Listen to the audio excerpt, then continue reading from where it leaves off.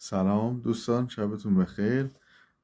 من امشب بیرون هستم، جایی هستم، ولی خواستم که حتما به وعده خودم عمل بکنم و اطلاعات روز بازارهای مالی رو در اختیارتون قرار بدم.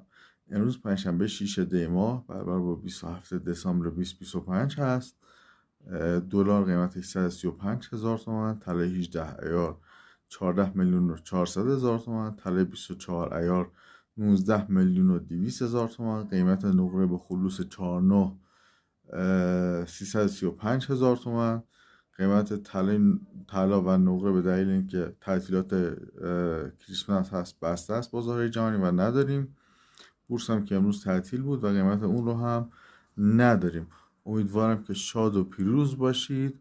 امیدوارم که من دوباره فردا شب بتونم در خدمتتون باشم با تحلیل یکی از بازارهای مهم مالی.